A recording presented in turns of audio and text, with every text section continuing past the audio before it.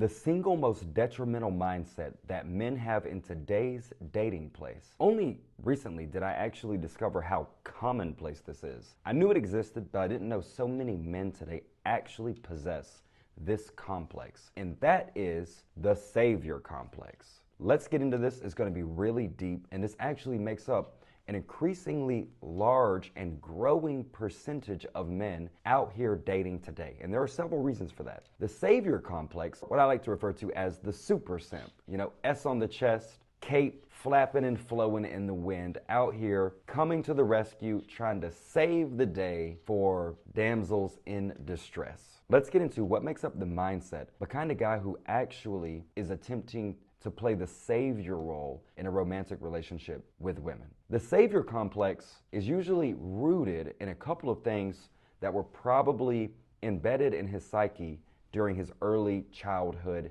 and late childhood development, namely his relationship with his mother. A lot of men who were raised by single mothers, and this could be a single mother who was a strong, hardworking, independent woman, or a single mother who was the struggling damsel in distress herself. Now, this is the most common root cause at a psychological level for why a guy may develop into adulthood a savior complex, because he actually loved his mother and was very attached to her and had sympathy and compassion and saw through his firsthand experience the struggle that she went through, doing the best that she could to provide and take care of himself and maybe any siblings he would have had. He developed a soft spot for a single mother kind of woman, or just a woman in general who seems rather innocent and seems well-intentioned. Let's get into the psychology of what is really behind a guy who adopts savior complex when it comes to how he deals with women in his romantic life. This often takes root. The seeds of this complex often take root in his early to late childhood development. Often these are guys that grew up with a single mother. Now, this could be a single mom who was strong and independent and did well to provide but worked very hard, or was a struggling single mother, barely making ends meet, really a damsel in distress. And being that the young boy would have deeply loved his mother and had compassion and sympathy and had seen and witnessed firsthand her trials and tribulations, he develops a soft spot for what he sees as an adult as being a relatively innocent, kind, and well-intentioned woman struggling to find her way in her own life. Additionally, another seed that can take root in the psychology of a man who develops the savior complex could be a man who lacked a strong father figure in his life that actually taught him what the value of a woman is and how to have high standards as well as boundaries for women that he would deal with. This often happens when you have a boy raised by a father who didn't have a backbone, authority, and leadership in the household. He was potentially run over by his own mother, or the father had a very depolarized, relatively neutered relationship with his mom inside the household. And by way of that, he didn't have a model where he saw a man provide leadership, hold a woman accountable to a certain set of standards and behavior. And therefore, he's overly flexible, a little too easy to supplicate and pander to a woman, too open with what it is that he's willing to accept and tolerate. He basically has low standards for a woman's conduct, behavior. He has low standards for a woman's overall conduct and behavior. And in his mind, his ideal conception of a woman, there's really not much substance to it.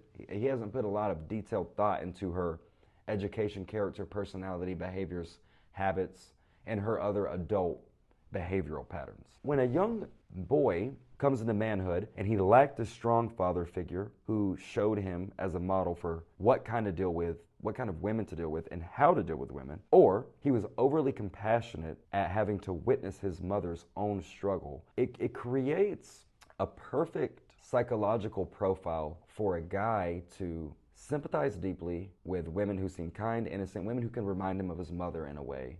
And he can assume a lot of virtuous qualities and project a lot of virtuous qualities onto them. This guy will tell himself, if only she had someone who could lead her, could help guide her, educate her, show her a good experience, be gentlemanly, be chivalrous, show up and provide, and basically carry the majority of the burden in the relationship, that only if he could do that, she would end up being an upstanding, valuable woman. But reality doesn't work that way. You see, with these guys, the overly compassionate mindset that they have toward these women is that really they don't think very much of women. What seems like something gentlemanly, kind, and caring at the surface is really a lack of depth and substance. He doesn't actually have high expectations for a woman, which really doesn't speak too well about his general opinion of what a woman should be. If he considers pretty much any woman who's somewhat pretty and kind of nice high value,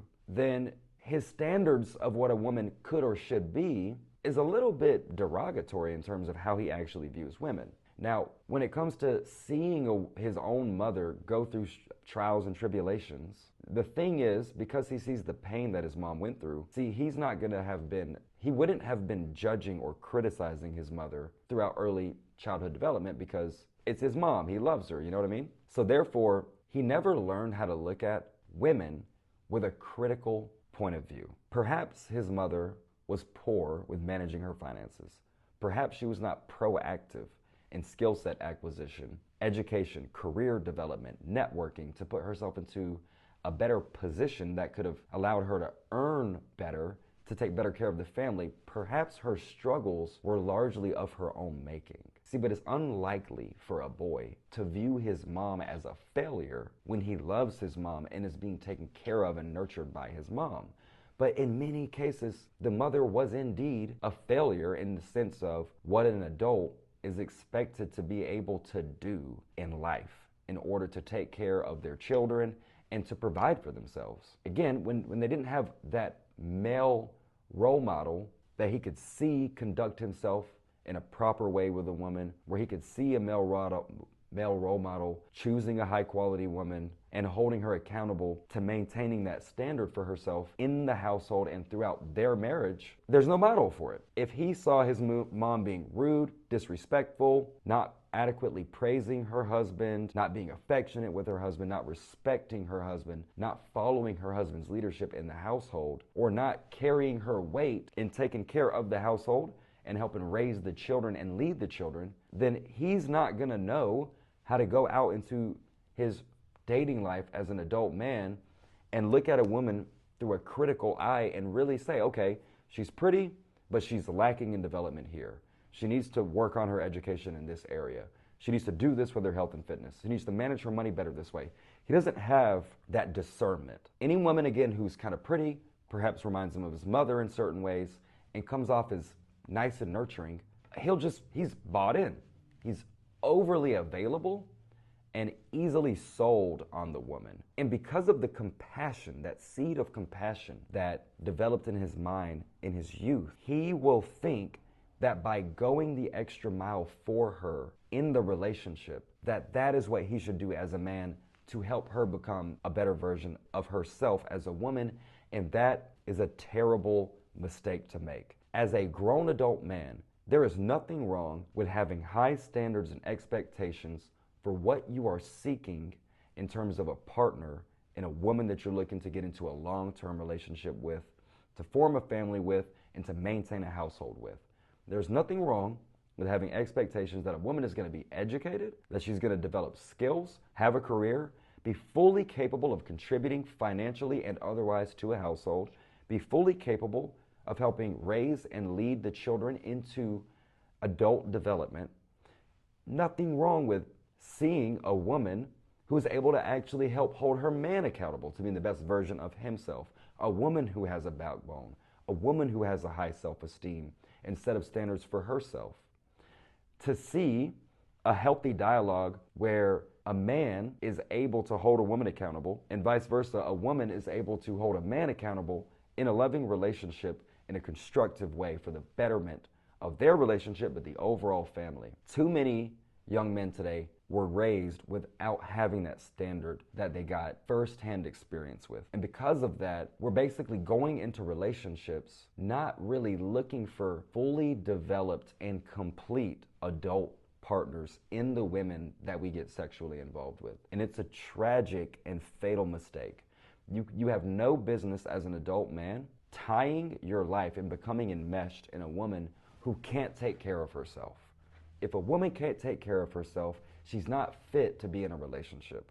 If a woman is dependent on her mother and chronically dependent on other men for her own livelihood and survival, she's not yet fit to be in an adult relationship. She has no business having children, and you have no business, and you can't bear the risk of staking your financial foundation and everything that you've worked hard to develop for yourself as a man in this woman who's largely incompetent to be an adult in the real world. The real world can be harsh. The real world, employers have expectations. If you go get a loan from the bank, there's an expectation for its repayment terms. You know, your credit score is not going to give you grace for having missed or late payments due to your incompetency in your career path. That's just not how the real world works. If you go out here and break laws, you get punished for that. Whenever you decide to get into a long-term adult relationship as a grown-ass man, you need to be looking for a grown-ass woman. And you have to get rid of the sympathy, the compassion, and the low standards and lack of expectations when it comes to how you choose and screen for your partners. This is not high school and college. It is not cute to be in a long-term relationship, exposing yourself sexually, financially, mentally, and emotionally, exposing your households and your assets to a person who's effectively a child in an adult's body. If you meet a woman and she doesn't have a budget, a financial plan, career goals, and a plan for how she is actually going to be a fully developed woman in a relationship, creating and maintaining a family, if she can't articulate her vision for that, then she needs to get in some counseling, engage in some self-development, work on becoming a better version of herself, a more adult, competent version of herself as a woman. And it's okay to be that person's friend and encourage them, motivate them on that path. But what you need to be doing is constantly working on yourself as a man and be looking for someone who is your complementary opposite, someone who is actually at the same standard that you are at. And often, we as guys have been conditioned to place all the value on a woman's looks and sex and put all the value on our own competency and maturity in terms of being able to adult. You need to find an adult partner. It's not cute. Again, you're not 19, 21 in college anymore. You need to step your game up and actually get into a real relationship with somebody that you can achieve stability with, maturity, somebody you can have hard conversations with without them getting emotionally butthurt and being too childlike and overly sensitive that they can't even accept critical feedback for growth. So if you've been experiencing these kind of problems in your dating partners, in your relationships, I want you to first hold yourself accountable and look at yourself in the mirror and say, you know what? What's my ideal woman? What are my standards? What expectations do I have for a woman? How do I expect a woman to conduct herself and behave? What plans am I looking to hear a woman be able to articulate that she wants for her future, for her relationship, and for her family? I want you to start honing in on what it is that you are screening and qualifying the women that you choose to lay down with. And once you do that, then we can start talking about getting out here, meeting women with intention, actually screening the women properly, getting to know her past, present, and future, testing for the relationship equation, chemistry plus compatibility plus equality plus balance equals success in relationship. Leading oneself, leading your woman, and then leading the relationship. And if you're interested in going deeper on these advanced topics and subject matter of romantic mastery, I'm hosting a webinar this Sunday at 5 p.m. Pacific time, where I'm going to cover the entire curriculum that I have inside of my course and community, Jaguar's Den, and that I provide to my private clients in my Apex coaching program. The curriculum is masculine mastery, social and romantic mastery, and leadership mastery. We're also going to talk about the system for having a campaigning plan, as well as a daily rituals plan for you to work constantly on your self-improvement as a man. If any of that is interesting to you, click the link in my bio and sign up and reserve your seat for the webinar this Sunday at 5 p.m. Pacific. And you get a free copy of my ebook kind of as a holiday gift and for me to help spread some of the game as well. I'll see you in the webinar.